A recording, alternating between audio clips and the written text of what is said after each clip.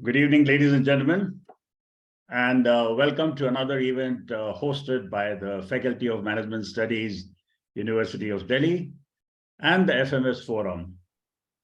In the spirit of Guru Dakshina, senior alumni of FMS established the FMS Forum, a non-profit organization. The prime objective of the FMS Forum is to create an intellectual platform for students to engage with management practitioners, academicians, and thought leaders. Today's panel discussion is on a very pertinent topic. Have corporate boards played to their potential? A lot has been written and said about the topic.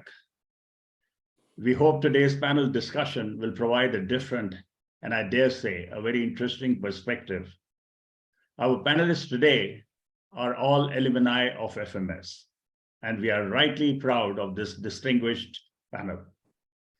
Three of them are women leaders who have reached very high levels of the corporate ladder, in fact, board positions, and are therefore the right choice to speak on today's topic. FMS has had a tradition of producing very able women leaders and has been foremost in this field amongst the business schools. In fact, while some of the other business schools have been trying to publicize the fact that they have increased the number of women in their amongst their students, FMS, I would say, was the first one in the 1980s who had a lot of ladies who joined FMS and have in fact now reached very high levels of their corporate career. The fourth panelist and the moderator are also FMS alumni and have been equally successful in reaching the zenith in their careers. Before we commence the panel discussion, it is my proud privilege to invite Dr. Vivek Suneja, who is the Dean of FMS and the patron of the FMS Forum, to say a few words on today's event. Professor Suneja, over to you. Thank you, Raji. A very warm welcome to everyone. To our distinguished panelists, Neelam Dhawan, Vibha Paul, Hiroo Mirchandani, Harit Nagpal, and of course, Raghav Bahl. Welcome also to faculty of FMS, students past and present, and everybody attending this important webinar. It's an absolute pleasure and privilege to be doing this. The topic today is the power of the collective. Have corporate boards played to the potential? On the latter part, we'll have our panelists having a vigorous discussion, which I'm sure you'll join. I'd like to say something on the first part and put it in a broader setting, the power of the collective. Those of you who read the famous bestseller, Sapiens by Yuval Noah Harari, would realize that he talks constantly about the power of the human collective. The reason Homo sapiens or humans came to dominate this planet is not just because we have bigger brains, but also that we are social animals. So we should think of ourselves not as, say, solitary bears who have a larger brain, but as ants or bees who have bigger brains. It is precisely because we can cooperate, we can share information and knowledge across both space and time, including across generations, that knowledge has become a cumulative process. We can build upon knowledge, not reinvent the wheel. And it is that power of the collective that has led to the civilizational power that humans enjoy. Of course, interestingly, we became so successful that we also created global warming, we created environmental damage. And again, it's the power of the collective which will get us out of this mess. Unless we all cooperate, no single nation, no single human being can avert the natural disaster which will otherwise follow. So again, the power of the collective. It's a bit paradoxical then, why in the business world and in the world of economics, we often tend to forget the power of the collective. I think that is because of misreading of how the real business world works and what contributes to success. We often think prosperity comes from competition. We all compete with each other, that leads to efficiency. And ever since Adam Smith wrote his famous book, in 1776, the Inquiry into the Wealth of Nations, we've been taught in business schools and economics departments that because people specialize, there's division of labor, and then we get into the marketplace, we exchange those goods and services, we bargain, and that process of efficiency and self-interest seeking leads to economic success and prosperity. Now that's true, but that's only half the story. Economies are not just made of markets. They're also made of entities called firms, organizations, both public sector firms as well in the private sector. And within a firm, within an organization, that organization might be FMS, it may be a media organization, it may be any organization, it may be the Indian Army, it may be Tata Steel. Within an organization, we just don't compete. There may be some healthy competition, but essentially those are places we cooperate, we work together. Hence, this great talk about teamwork. When economists talk about team production and define it, they do it in a rather more rigorous way. And they say, for example, if there are two individuals, A and B, if A on his own produces output A and B on his own produces output B. And if you get them together and together they produce just A plus B, that's not a team, that's a crowd. That's not an organization, that's not a collective. When they work together, they produce more than A plus B, what they produce individually. That's team production. Now it's interesting to think why that happens. After all, I was producing A and was specializing. You were specializing, producing B.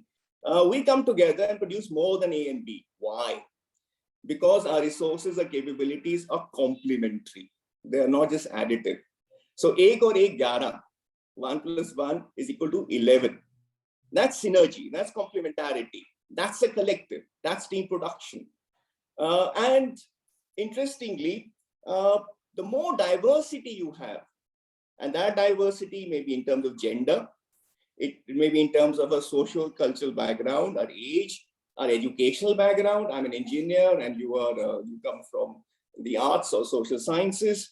And when we work together, because our backgrounds are different, our ways of thinking are different, that difference, in a sense of cooperation, leads to complementarity. And therefore, gender diversity, academic diversity is critical.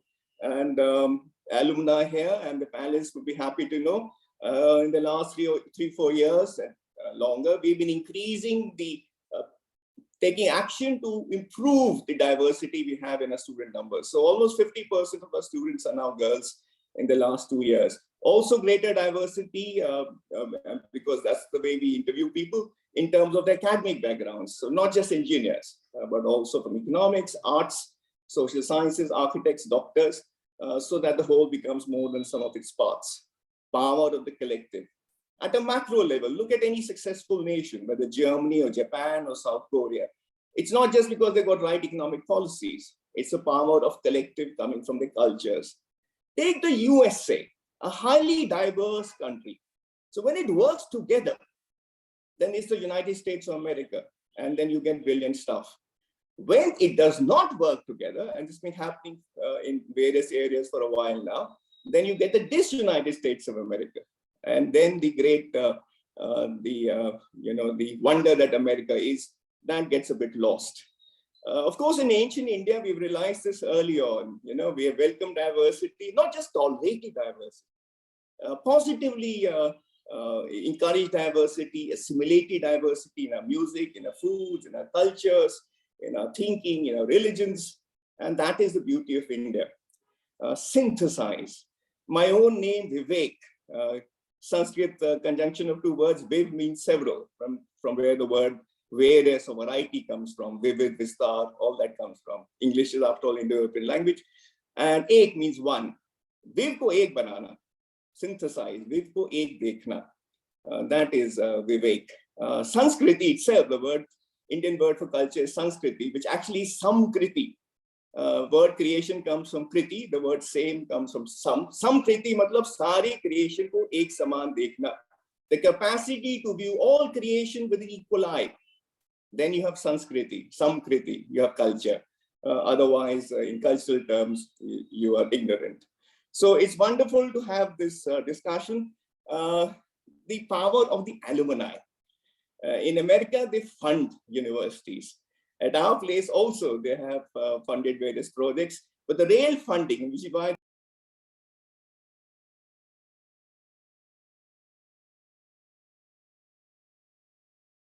Vivek, you have muted yourself.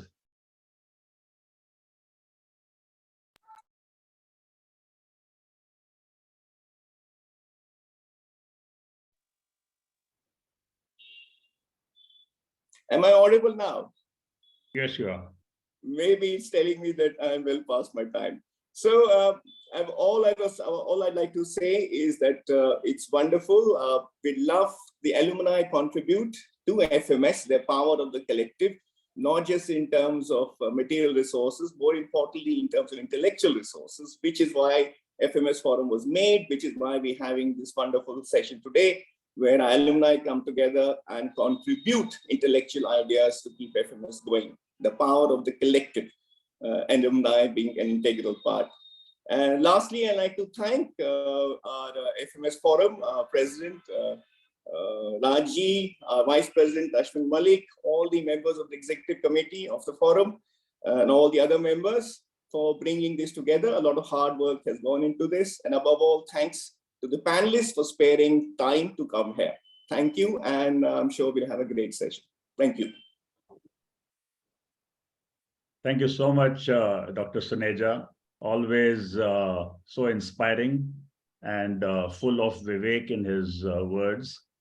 So thank you so much. And we shall now plunge into the panel discussion.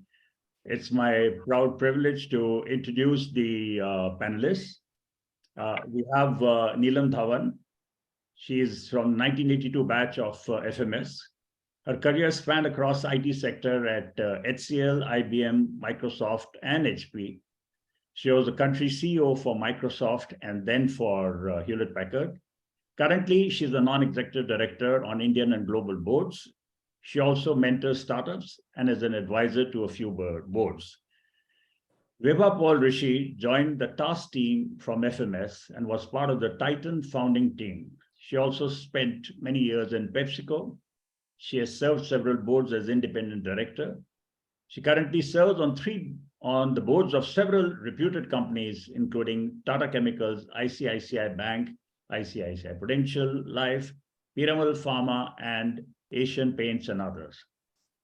Hiroo Mirchandani has served as a non-executive independent director in 12 companies with diverse shareholding and at different stages in their life cycle, from unlisted to pre-IPO to listed entities. She's currently on the boards of Crompton Greaves Consumer Electricals, MedPlus Health Services, PM Hotels, Nilkamal, and Tata Teleservices.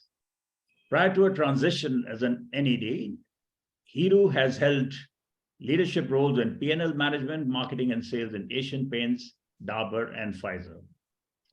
Harit Nagpal has been the managing director and CEO of Tata Play, formerly Tata Sky, for over 12 years. He has been on company's board for this period too. A 1985 graduate from FMS, Harit has spent his near 4-decade-long career in products and services during his stints with Lakme and Marico, Pepsi, Shoppers Stop, Vodafone, and now Tata Play.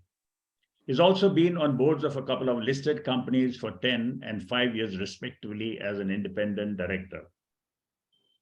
And finally, our moderator for this evening, Raghav Bahl.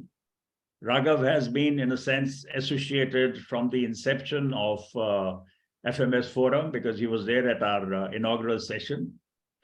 Raghav is an accomplished first-generation media entrepreneur who founded the billion-dollar network 18 Group in the early 90s. He exited to Reliance Industries in 2014 and set up Quint Digital Media. Raghav is also among the senior-most editors, broadcasters in India, and author of 3 books published by Penguin. So thank you so much, all of you. And it's now my privilege to hand over to Raghav. I think we have one panelist to be added. Yeah, Vibha is there. All right. Over to you, Raghav. Rajkamal, thank you very much for those very generous introductions. Panelists and participants, welcome to what promises to be a really power-packed, intellectually packed forum discussion as well, because you've all met the panelists who pack such a lot of experience into what promises, as I said, to be a very interesting discussion. It is going to be a largely free-flowing discussion. We will go on for about 30-35 minutes as a free-flowing discussion. But remember, participants, you have the opportunity after that to ask questions to the panelists.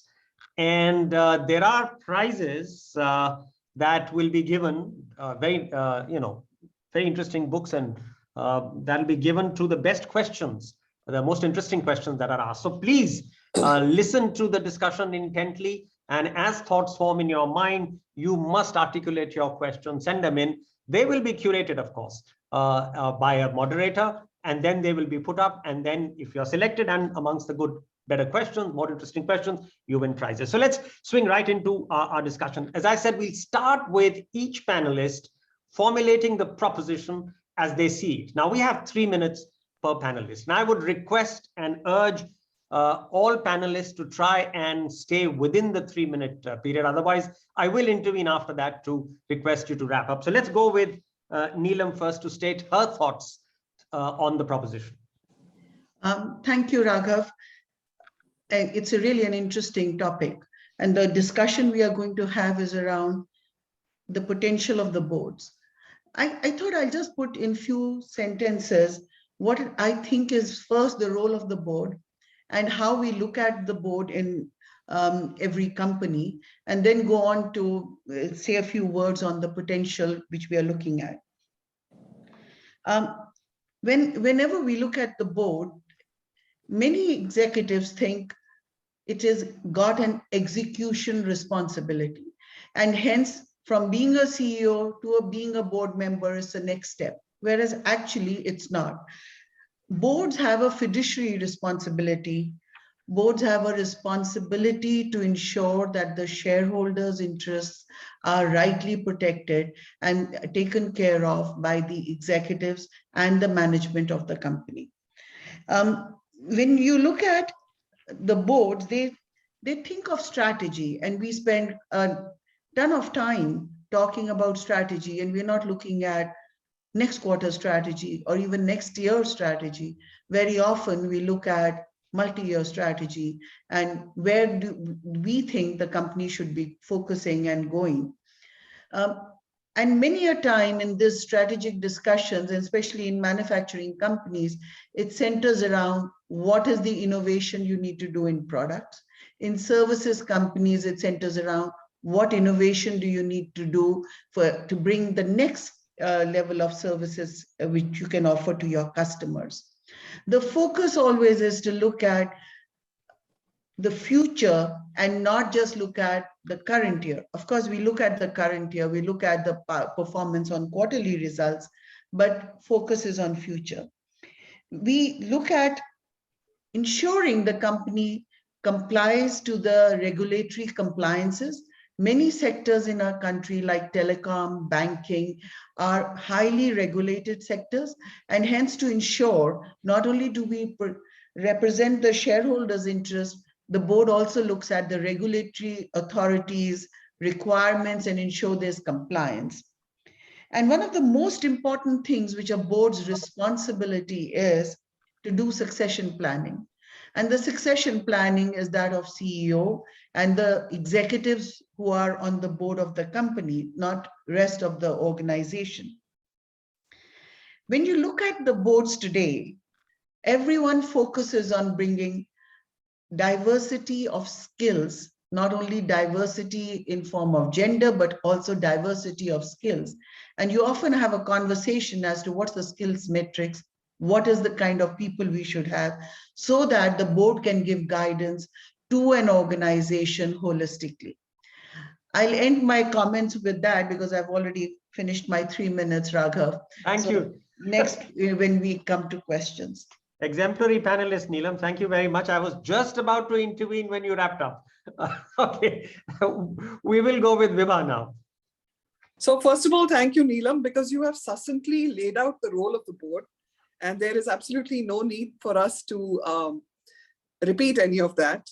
The only thing I will add is, in my mind, the role of the board and board members, even according to the MCA, is not restricted to shareholders, but to all stakeholders, which includes employees, suppliers, the whole universe, and the government, of course. But I want to leap forward and say, from what it's supposed to be to what it is, a lot of that depends on the power that is exerted and the tone that is created by a combination of the CEO, the chairman, and the majority or principal shareholder. Because first of all, they appoint the directors, so they are involved in the choosing of them, and in the manner in which they treat it, the respect and voice that is provided to the independent directors, it varies quite significantly. It varies within sorts of boards as well, not just across different categories of boards. The last thing I want to say over here is, a lot of the time, the voice that independent directors are able to find for themselves also get sort of resonated when they have other independent directors who also support them in that voice. And I myself personally have stepped off boards where, the voice was not heard or no one was really paying any attention to you. And this is true of whether it's a startup or a well-established, widely held company.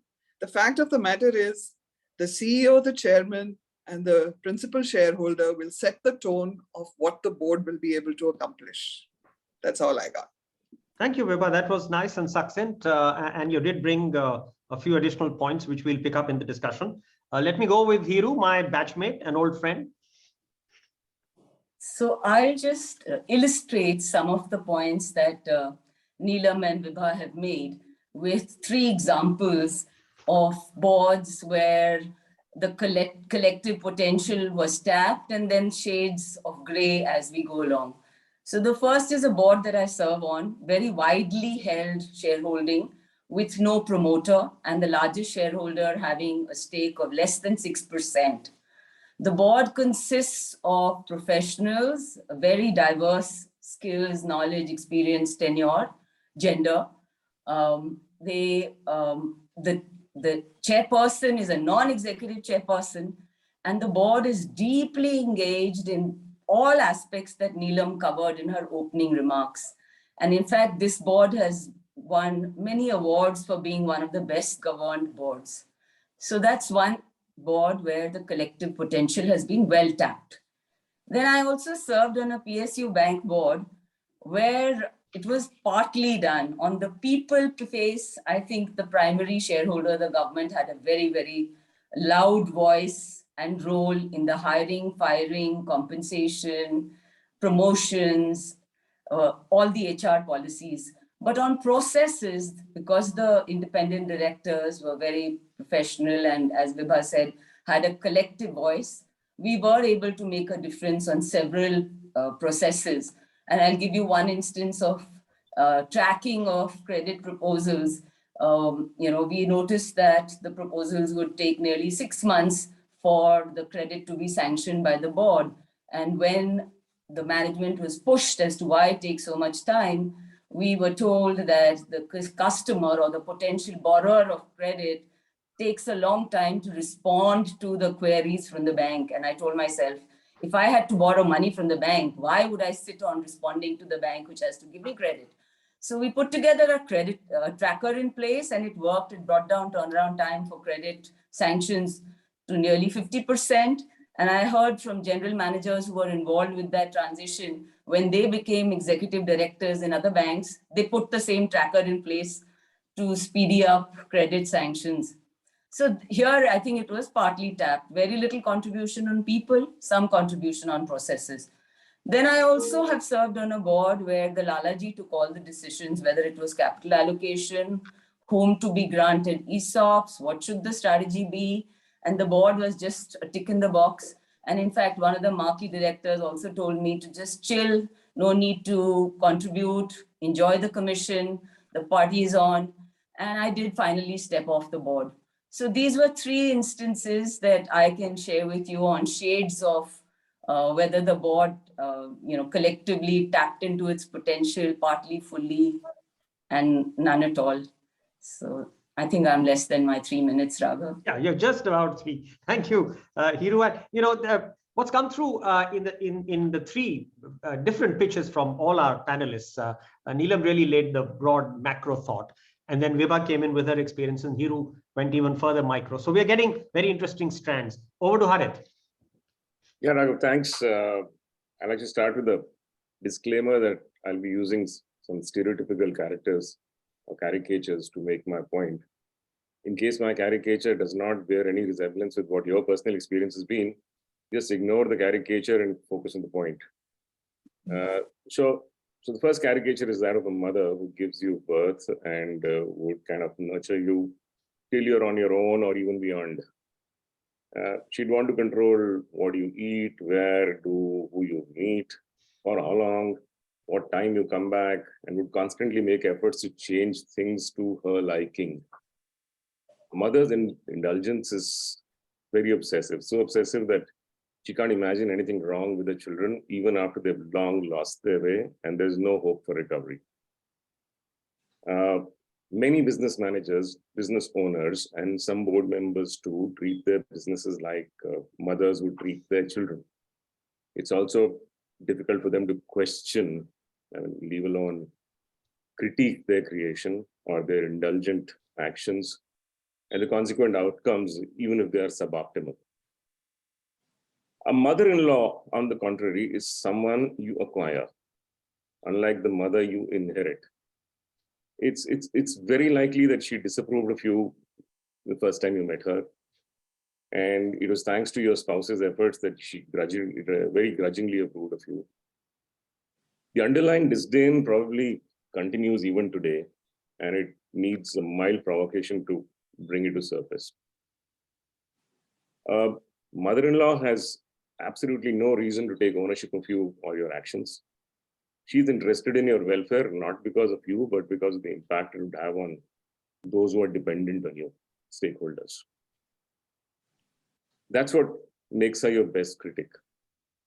She tells you what's wrong with you, and if you indulge her a little more, she could also tell you what you could do to improve things. Unlike the mother-in-law, she's not likely to persist. She'll never do it for you anyway. So she's always objective, hence often difficult to deal with, and sometimes impossible to live with. So a good board member, and specifically independent directors I've seen in any scenario, whether it's a Lala or a public or whichever company you work for, is more like the mother-in-law and not the mother. Thank you, Harit. I look upon my mother-in-law with fresh eyes now and try and pick up a lot of the wisdom that she would have. This is a wonderful definition of a good board member, someone who follows his or her mother-in-law. Wonderful. So and now, if I may add, Raghav, yes, the mother and the mother-in-law have to get along for the prosperity of their children. Hang on. That's how the board of directors has to function. The executive directors and the independent directors have to work as a team to make the company and all its stakeholders prosper. Yes, absolutely. But it's not the easiest of things in the world to get some of these entities to work very well together. And therefore, that's the challenge. That's the challenge of governance. So, very interesting definitions. Vibha talked about how a board's abilities are actually constrained or amplified by the intersection of shareholder, CEO, and other directors. That this is the intersection which is very vital. Hiroo, of course, talked about how a PSU board where there's one overwhelming shareholder is different from the board that she's worked with, which has a single largest shareholder of 6%. Lalaji, overweening mother, there's been a little conflation of those two entities in this discussion. So, what's coming through from your opening remarks is that what we look upon as the board being one monolithic entity responsible for governance in a company actually is a varied entity, is a very, very varied entity, depending on the environment in which it is created and it is allowed to function. So what are the how do you address the challenges when you are a member of, let's say, multinational corporation which doesn't have any single owner, or Indian promoter-driven company, or a startup where, frankly, sometimes independent board members can actually slow down the fast-tracking individual who wants to run faster. So I want very quick summaries from all of you, and how do you overcome these challenges that these varied situations throw up? Neelam. So Raghav, I'll start with a caveat. I'm not on any family health board, so I won't be able to comment on it. I have on purpose kept myself away from them because I don't think I would be able to add value to those boards. Why do you say that, Neelam? See, and it's based on my perception of what family health boards are, where the family has multiple members. Sometimes it's husband and son, husband and wife, and a son or a daughter also on the board. And if you're an independent director on that board, they're not going to listen to you. They may not respect you for the diversity of thought you may bring. And frankly, I just have that impression and perception. So I have just kept away from them. But I am on quite a few startup boards. I mentor startups. I'm on boards of startups. I advise boards in startup companies also. And I think, it's a very interesting journey. In a structured large enterprise where you've had boards for many years, it's a very different kind of a role you play, because people are just looking at you to do a fiduciary responsibility, do the compliance, and yes, have discussions, which are very meaningful discussions around strategy, people, growth. ESG now has become a big topic for us. But the startup community certainly wants to leapfrog. When you are on a startup board, and if it's a solid organization they are building, they want to learn from you on many things that you have experienced in life, so that they can grow faster. They should not make the mistakes which we have seen have happened in the past. And they try to consult you on many of the big expenses and big projects they are undertaking. I find you play a role of a mentor to the founder far more times when you're on a startup board than you do in a large enterprise. And that's what I see as the big difference. That's interesting. I'll come back to that startup point, but I want to go across to Vibha, because Vibha, you have been on family-run enterprise boards. Would you share Neelam's concern that they are? No, I actually think some family-run concerns are actually seeking the kind of input and have the best of intentions. They may not always pan out, but they do come in with the best of intentions. I think, to me, in my own experience, probably the most frustrating has been an Indian MNC, an MNC's Indian board, because everything is, decided at some remote location, and you really are not allowed to say very much. Even internal audit, for instance, is run by somebody else who can only come in every now and then. So I'm not sure those are real boards. Those are boards for regulatory reasons, but absolutely no decision-making happens in those boards.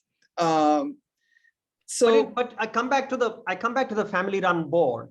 Now, of course, it has evolved over the years, and India's corporatized so much more. India's professionalized so much more that I would imagine that a lot of families today do genuinely seek professional intervention at the board level.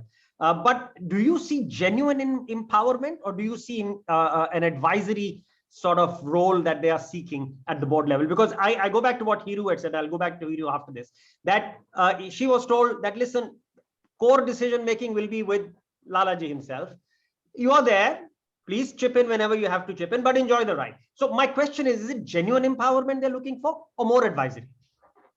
So I think it depends. I think they start off, or the intention is genuine empowerment. No one empowers boards to make decisions on, hands-on kind of decisions. Boards are like working on the Socratic principle. They question, they guide your thinking, and only say a very strong, firm yes or no when they think you might flame up in a regulatory or in some sort of sense. And I think startups the biggest thing governance to startups can bring is, if you look at the last few blow-ups in startups, they've all been around governance, right? So in a sense, they're trying to save you. And so going back to family-run organizations, it is pretty much the same there. They want your help. Yes, they want your help more in an advisory capacity. But at some point, I feel that if you don't feel like you're adding value, or you don't feel like you're being listened to, you always have the option of stepping off, which is a luxury the family themselves don't have. Right. I mean, I carry a little bias here. The buck always stops with the promoter. So, he's the guy who's given all personal guarantees on loans, and, he's the guy who's up when things fall apart. He's the guy whose neck is on the line. But Hiroo, you were nodding vigorously when Vibha was saying that that she's had an enlightening experience with family-run companies. Yeah, in fact, large portion of my management career has been with family-run companies, Asian Paints and Dabur. And of course, the role of management and the board is different, and I'm sure we'll touch upon that later.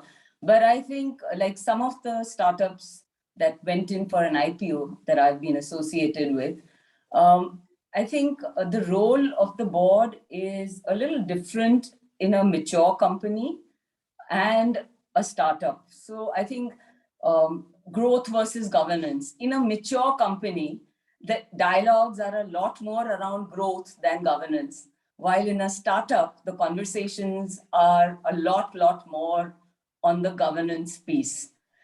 In a mature company, which is relatively stable, many processes are already in place, it's the question of agility versus stability. So in a startup, the agility is a given thing. It's seeking a little bit of stability, compliance, governance, long-term thinking with the help of the outside-in perspectives that the independent directors bring in. Similarly, on people and processes, in a mature, well-run company, processes are pretty much in place. Right. Some amount of succession planning, talent, all that people piece is in place. In a startup, and especially a freshly listed company where public shareholders exist and the board of directors role gets enhanced to keeping in mind the interests of all stakeholders, not only the founder and promoter or private equity fund, the conversations are a lot more based not based only on the gut feel of the promoter who took the risks, the kind that you were talking about, Raghav, but also on the long term, and therefore data, people, processes. Right. A lot more of conversations happens around that. Harit, your current company is in a sense is a startup incubated in a very large corporation, but it's a startup because it was a brand new industry. It went through real hiccups. We are fully aware of them. And then it has technology challenges. There's the internet, which is attacking it, and in terms of consumer awareness. So what has been your experience with independent directors when you have been in this quasi startup situation? So we've had a very good experience, but I would, taking on the conversation which the other people said about being an independent director in a family-run organization. I've had my own experience there, and I spent 10 years on that company.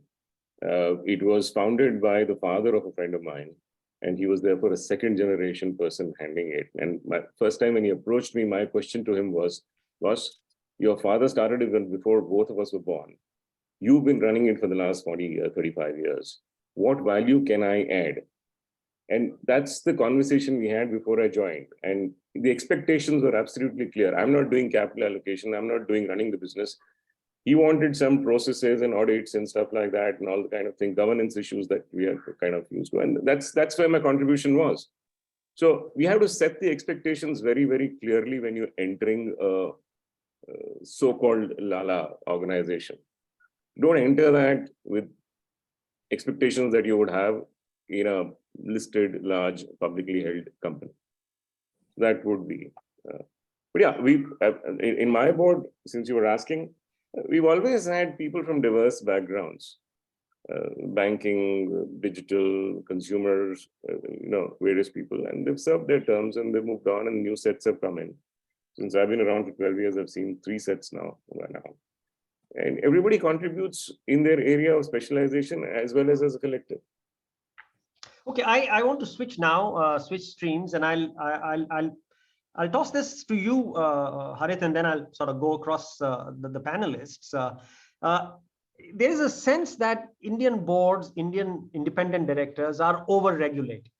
That SEBI and MCA tend to micromanage the functions of an independent director and the board much more than in other developed jurisdictions. What's been your experience? You asked me, authority and responsibility need to go hand in hand. So you are just sitting in an armchair, giving general gyan and walking away with a sitting piece, or are you getting into some level of detail, paying heed to what the auditors and the whistleblowers have to say, ask for a forensic audit if you smell a rat or even garlic in case you're a vegetarian. I've myself had an occasion where I was on a board and there was an anonymous complaint. We as a board asked for an independent forensic and all wasn't well. And the promoter himself had to resign from the board. So we can kind of argue that we need to protect the independent. However, given the opportunity to hoodwink stakeholders that's there today, we may need the support of laws that help force compliance. Okay. Neelam, your experience that are our boards, especially independent directors, micromanaged quite a bit by the regulators, or are they left free to act? I don't think SEBI or MCA micromanages the independent directors. They have certain requirements which you need to comply with, and that's basically it. They look at what are your qualifications, what are the skills you're bringing. There are certain tests you have to do, but I think those are very fundamental and basic which you need to do to be on the board. I think they're looking at, are we capable of being on the board? So I don't think they do more than that, and it's not intrusive, at least in my experience. I don't know if others have found it very much dictative. No, I don't find it. Vibha, often what happens is when companies fail or run into severe problems and even frauds are detected, what happens is that the public at large, or media more than the public at large, tends to hold the independent directors responsible. What were you doing? Sleeping on the wheel? I mean, that kind of a remark comes through quite often, in heated exchanges or debates. Why do you think independent directors let some, truly wrong stuff happen in a company? Why can't they see it earlier, blowing up, a company blowing up? So first of all, I don't think I would like to absolve independent directors of any responsibility in any circumstance. They do have a responsibility. However, they're not always privy to all of the facts. And I think the government and the regulators themselves have evolved over time. And I think they've learned from a couple of recent scandals or recent events. And even the Supreme Court has intervened on this, saying that there is a point beyond which independent directors don't know. They cannot know in a 800, even if you send them an 800-page deck and have a 2-hour meeting, there are some things they cannot know. So I wouldn't say it is over-regulated. I think it is an evolution. Remember, 2014 is the beginning of this era of governance on corporate boards. And I think from then to now, changes have been made, lessons have been learned, and this is more lessons will be learned, more scandals will happen, and similar questions will be asked again. But at least knee-jerk responses will be fewer. Yeah, that's interesting. You certainly have seen an evolution. There was a time not very long ago, maybe a decade and a half ago, where actually independent directors were held liable for actions of the companies. At least the liability has now been defined very correctly by the regulator and by as you said, the courts as well.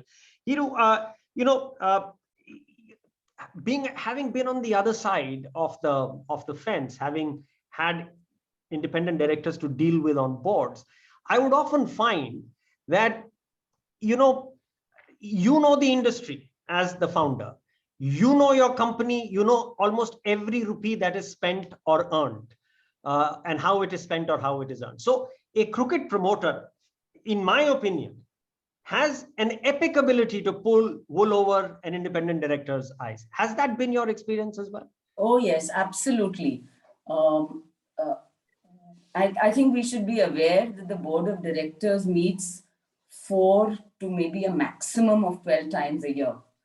What they rely on is the information that the management presents, and third-party people vet that information, and the third-party people may be auditors, internal auditors, and sometimes regulators.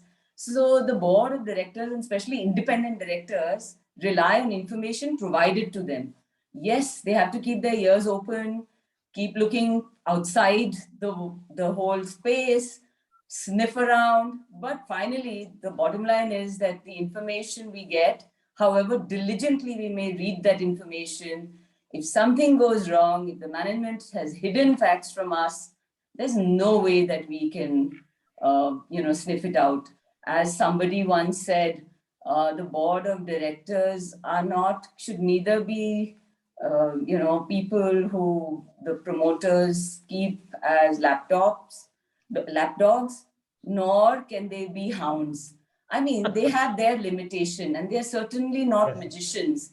Having the ability to attend 4 to 12 meetings a year and go through reams of data provided to them by management to be able to figure out frauds or assess what the valuation of the company is in the case of a startup going in for an IPO. So we do have limitations in our role, and I think the regulator is gradually beginning to recognize that, but I think it needs to do that faster. We have a great regulator. We have great regulators in SEBI and RBI and other institutions. But I think as far as independent directors goes, the expectations far exceed our authority, as Harit rightly said. Yeah, I would tend to sort of agree with that. Neelam, I'll come to now. There was a time when boards were really rubber stamps for the owners. But even in family-owned or dominant promoter-owned companies, we are now seeing much more diversity.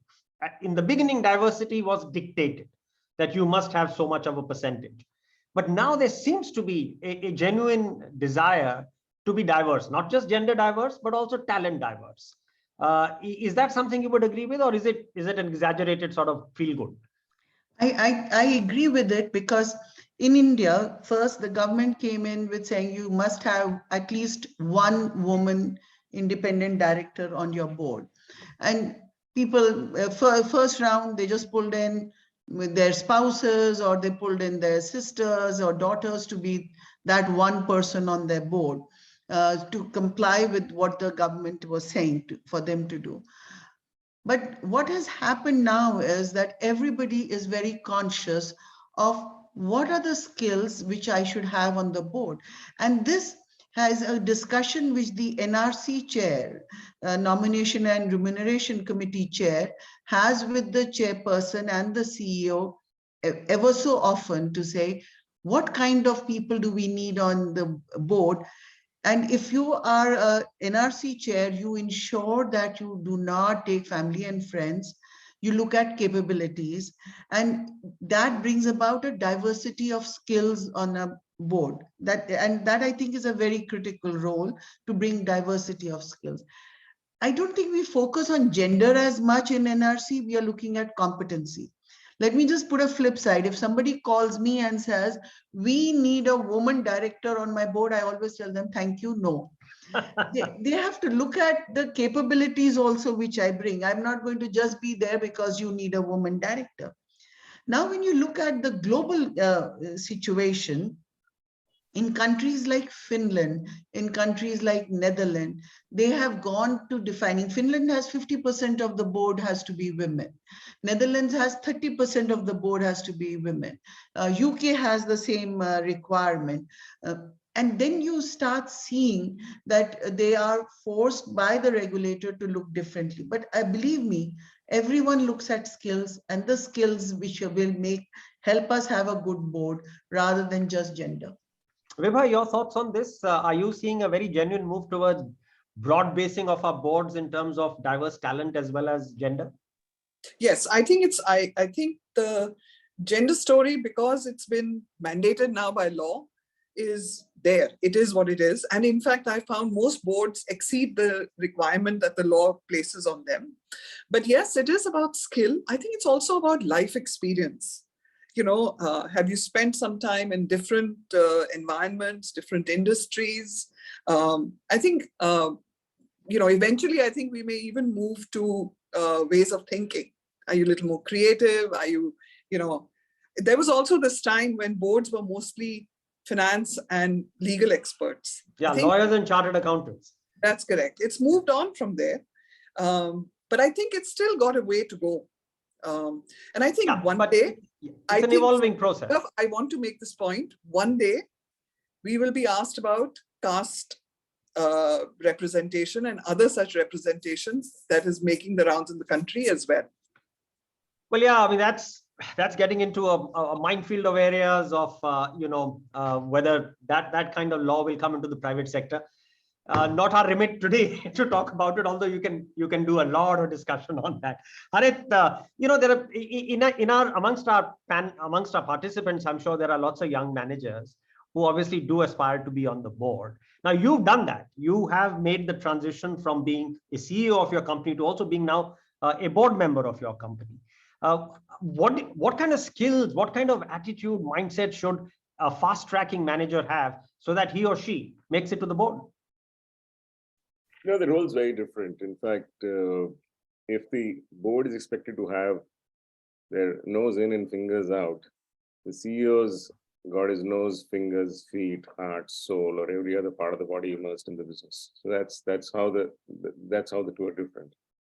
So you need to really be appreciative of what do you need to take to the board as a CEO or as an executive. And that helps your transition too.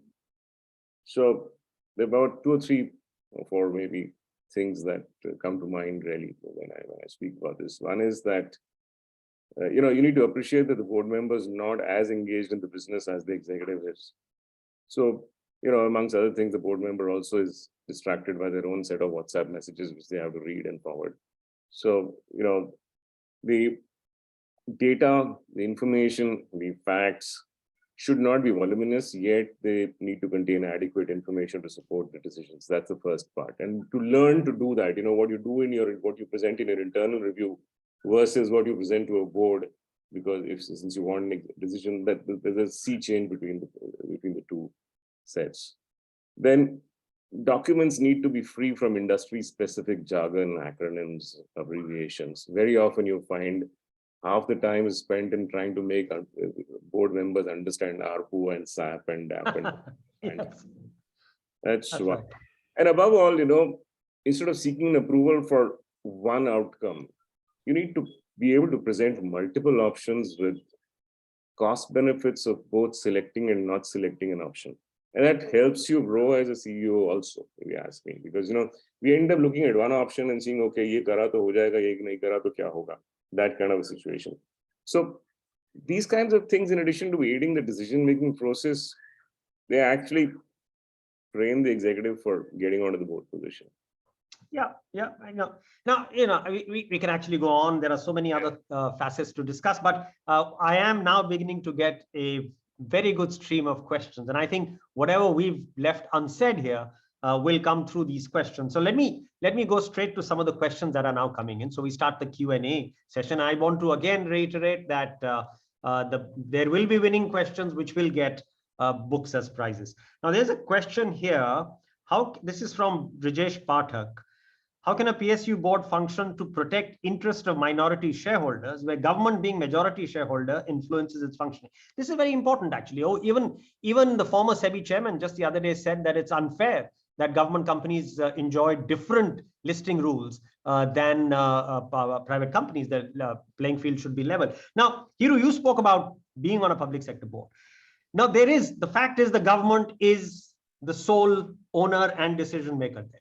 When it comes to minority shareholders, Yeah, it comes to minority shareholders. Now, shareholders of ONGC and Oil India and the others have always faced it, right? Subsidy is just put on the company without thinking that the government is only a 50% or a 51% shareholder. There are 49% shareholders who should not be, given that subsidy to bear. So it's a very interesting question. How do government PSU boards protect minority shareholders? It's a very, very tough one. I think the regulations governing the PSU boards are different. Many of them are non-compliant with all the SEBI or some of the SEBI guidelines, whether it's the formation of committees, composition of boards, kind of people that need to be on the board, the selection of the so-called independent directors or shareholder directors often comes from the pool provided by the government.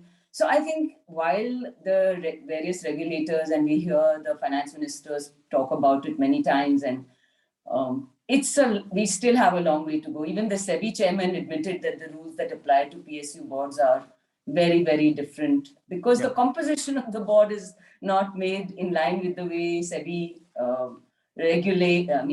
recommends. So it's very tough. It will be a slow process.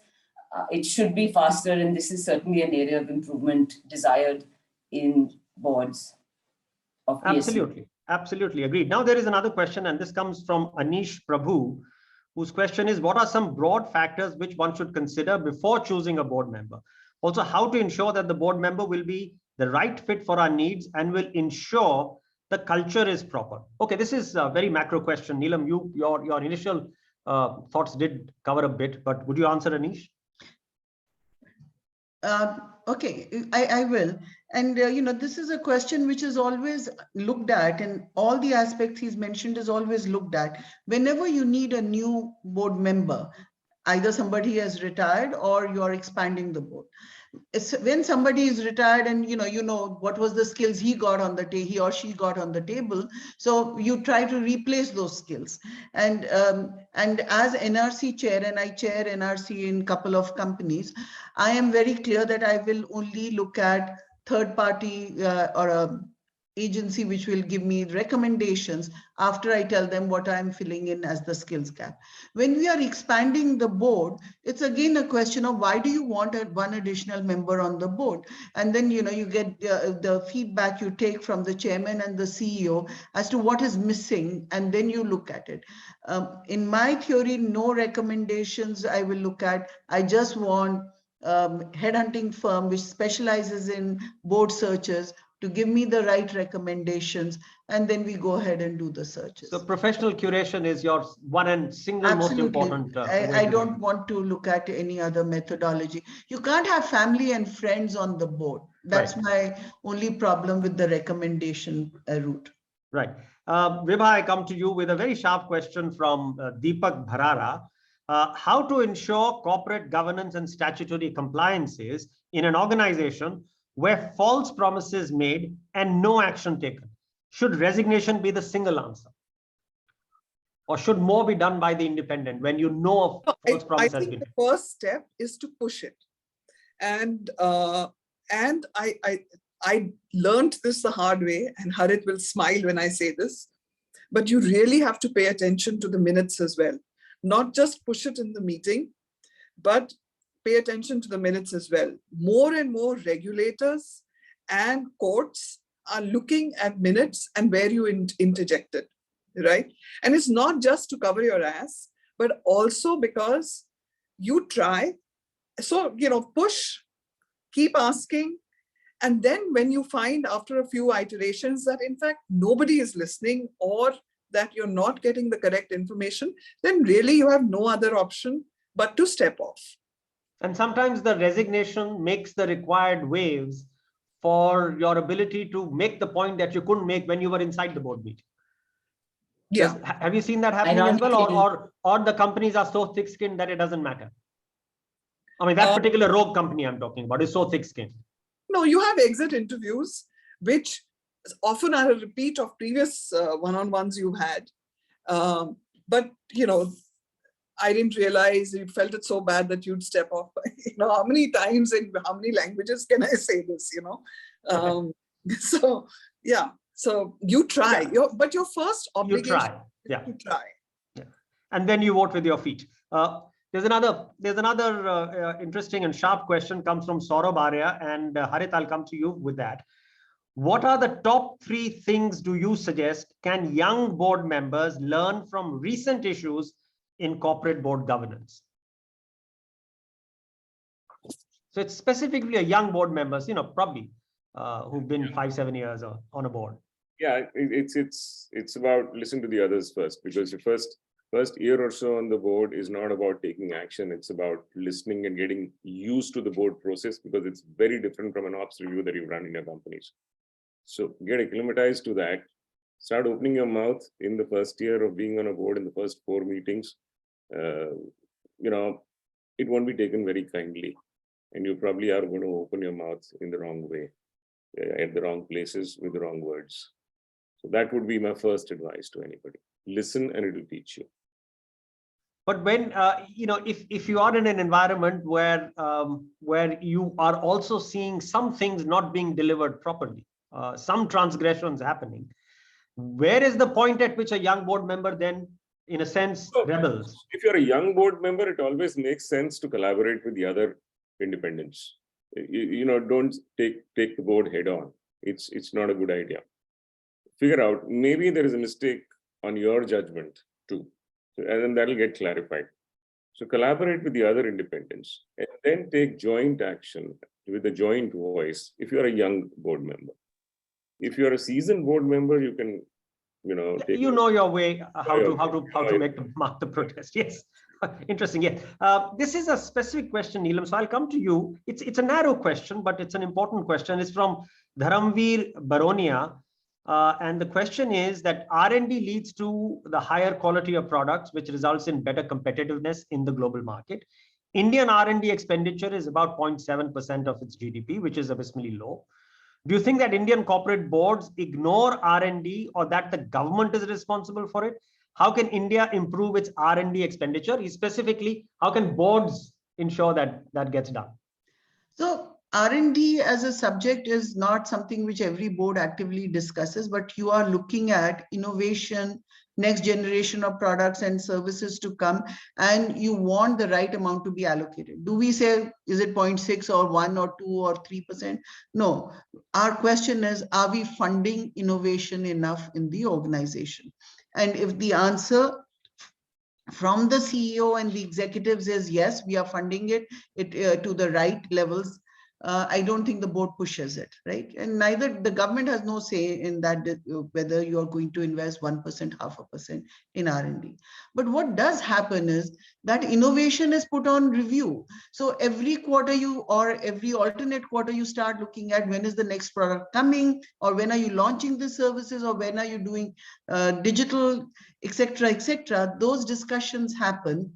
And as a board, you only ask one question: is it funded appropriately, right? But I do see digital transformation, digital projects are getting far more funding today than any other innovation. And if we were to club these two innovations, product and service innovation and digital transformation and innovation, India is spending far more than the 0.6 is referring. Right, yeah, it could be a statistical thing. So now, my problem has been solved by Uday Chatterjee. I was thinking, what should be the one wrap-up question so that we can, end this very interesting discussion. So Uday Chatterjee has suggested a very good question. I'll put that question to all panelists. I would request your answer to be confined to less than 1 minute, no more than 1 minute, let me say, and then we can wrap up the discussion, because this question will allow you to wrap it up naturally. The question is, can this panel reach a consensus on one reform that can make a board more effective and achieve its overall objective of safeguarding interests of all stakeholders? So I'll go around the table with one single reform that you think can achieve the objective. So let me go in reverse order this time. Harit, your 1 minute. Diversity of the independents, completely diversity of backgrounds, diversity of disciplines, diversity of gender, diversity of any form. Okay. So diverse board, and you think that would be a major reform. Hiroo just disappeared, so I'll go to Vibha and then come back to Hiroo as soon as a picture comes back. Vibha? So I'm not a big fan of legislating for this or of the reform coming from an outside governmental intervention. Yes, diversity, and that includes diversity of thinking, is indeed probably the biggest thing that can be changed in the way boards are run right now. Okay, so that's emerging consensus here on diversity. Neelam? So, Raghav, what I have seen on the global boards, which they do very well, they get the third-party organizations to come and present to the board on every quarter. They'll get the statutory auditors, the internal auditors, they'll get HR consultant who's been nominated there, or the IT person who organization which is doing transformation.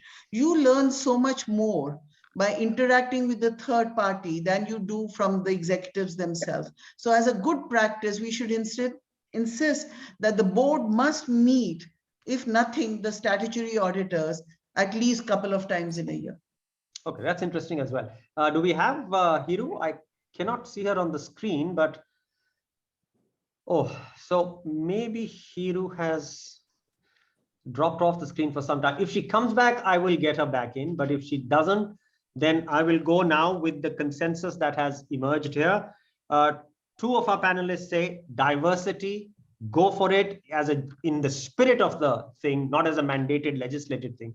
Do it as a genuine thing that you want. Broad base your board, and you will have a far more improved and credible board performance. And Neelam, of course, has a very specific and a very sharp experience-based recommendation that if independent agencies come in and make a presentation to the board, then that's third-party professional authentication of information that the board will imbibe, and it'll give it very credible action points to go with. So these are two reforms which will improve board governance dramatically. That's what our panel is agreed on. All right, so we will assume that Hiroo would have endorsed both these points. And now, thank you very much to our panelists and to the participants and for putting up the questions. This indeed has been a power-packed, experience-packed discussion. And clearly you are seeing that board governance in India is an evolving phenomenon. It certainly is a positively evolving phenomenon. I don't think anyone can argue with that. There are warts, there are problems, there are weak spots, but like we used to learn in our classes, the curve is in the right direction. The line is moving in the right direction. So with that said, I would like to hand back to Ashwin Malik. One last question. Just see, there's a last question. There is a last question. All right. Animesh. All right. So we have one last question from Animesh Srivastav. How does one manage the motivation for independent directors? Its role is mostly like that of an internal police, but without much incentive. Does it not leave room for indifference or worse? All right. You know, how do you get motivated to really put your heart and soul into it? I will start with Neelam, go to Vibha, and then to Harit. I think we are all self-driven people, so you don't get motivation. The demotivation sets in when what Vibha had just articulated a few minutes ago, when they don't listen, they don't think what you're saying is of value to them. So that leads to demotivation. But otherwise, we are all motivated. We believe that our guidance will help the company be better. I don't think I need any motivation. Yeah, I mean, I'm sure both Vibha and Harit will say the same thing. We do it because we want to do it, guys. Yeah. Vibha? Absolutely ditto. And we have a choice not to do it. You're right. Exactly. We do it because we want to do it. No. I did see Hiroo appear for a while, and then now I see she's here, but we still can't see her. I must be having her sister must be playing some kind of tricks on her. So I will now hand over to Ashwin Malik. Thank you, Raghav. Sorry, where's my video? Yeah, thank you, Raghav. Before I propose the vote of thanks, I would like to remind all that the names of the 3 prize winners for the best question at today's webinar would be announced at the end of the vote of thanks. So kindly stay with us for a brief while. On behalf of FMS Forum, I would like to thank all those who contributed to today's webinar. To begin with, a big thank you to the eminent panelists who debated and discussed today's very relevant topic on issues pertaining to Indian corporate boards. The panel today included distinguished managers and business leaders with proven track records and extensive work and board experience, straddling a variety of industry domains. And the fact that they're all FMS alumni made it all the more gratifying. The discussions themselves dealt with a wide range of themes, ranging from the role of independent directors, the evolving role and authority of boards, diversity on boards, challenges thrown up by the different kinds of constitutions of boards, considering the fact that they are not monolithic structures, as Raghav mentioned, whether there is overregulation of boards or not, etc. A big thank you to Raghav Bahl, well-known media entrepreneur and author, for anchoring the webinar.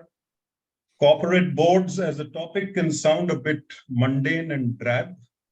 However, Raghav conducted the webinar with his customary panache and erudition, leading to a lively, insightful discussion, interspersed with anecdotal and even humorous interactions. We are also thankful to our patron, Dr. Vivek Suneja, for his continued unflinching support for this and other events that FMS Forum is involved with. Thanks are also due to my colleagues at FMS Forum, for whose voluntary efforts helped put this event together. A big shout out and thanks to Nidhi Kaparia and DMA, our marketing agency, for tirelessly handling all aspects of the webinar. Unlike corporate organizations, webinar voluntary organizations don't have defined structures, and I can tell you that Nidhi was answerable to many people with different points of view, but she worked tirelessly and with a lot of patience. So all thanks to you, Nidhi, and your team. Many thanks to the audience. You've been most participative, and your participation was really encouraging. And now, before we conclude the event, I would like to announce the names of the 3 winners. We had set out certain book titles for the best questions. And even as we speak, I'm looking at whether, yes, so here are the names of the winners, please. Uday Chatterjee, Anish Prabhu, and Animesh Srivastav. So congratulations to all of you. And we will make necessary arrangements to have these book titles reach to your respective addresses. Thank you all once again. Have a great remainder of the weekend. And with this, we come to the end of the webinar. Thank you. Thank you so much. Thank you. Thank you. Thank you. Thank you, everyone.